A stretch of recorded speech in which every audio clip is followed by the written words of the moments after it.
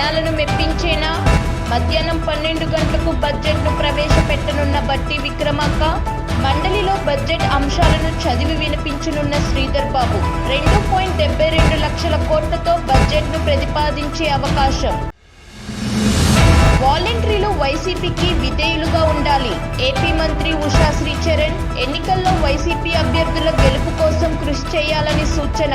ఓటర్లు వైసీపీ వైపు ఆకర్షితులయ్యేలా చూడాలని దిశానిర్దేశం.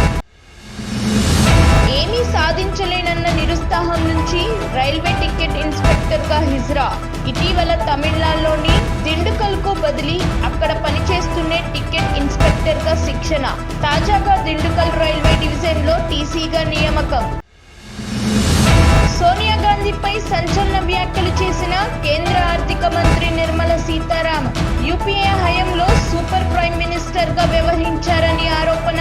నాటి ప్రభుత్వంలో ఆర్థిక వ్యవస్థను దుర్వినియోగం, అవినీతి, నాయకత్వమే కారణమని మండిపాటు. మహేష్ బాబు కుమార్తె సితారా పేరుతో ఇన్వెస్ట్మెంట్ లింకులు క్లిక్ చేస్తే అయిపోయినట్టే. సైబర్ మోసాలకు తెగబడుతున్న నేరగాళ్లు. ఇన్స్టాగ్రామ్లో సితారా పేరుతో నకిలీ ఖాతాలు, ఇలాంటి వాటిని నమ్మొద్దన్న జీఎంబీ ఎంటర్టైన్మెంట్ సంస్థ. పార్టీ చేసుకుంటూ వ్యూహం రిలీజ్ డేట్ ని ప్రకటించిన రామ్ గోపాల్ వర్మ. ఫిబ్రవరి 23న సినిమా విడుదల కాబోతుందన్న వర్మ, అడ్డంకులన్నీ తొలగిపోయాయని వెల్లడి. వ్యూహం రిలీజ్ ను సెలబ్రేట్ చేసుకుంటున్నామన్న ఆర్జీవి. కామారెడ్డి జిల్లాలో దారుణం. దళిత మహిళను వివస్త్రను చేసి కళ్ళల్లో కారం కొట్టి స్తంభానికి కట్టేసి దాడి. దళిత మహిళతో సహజీవనం చేసి ఆపై పెళ్లి చేసుకొని కాపురం. భార్య పంచాయతీ పెట్టి హెచ్చరించినప్పటికీ పద్ధతి మార్చుకొని భర్త బంధువులతో కలిసి వారింటికి వెళ్లి ఇద్దరిని నగ్నంగా మార్చి దాడి.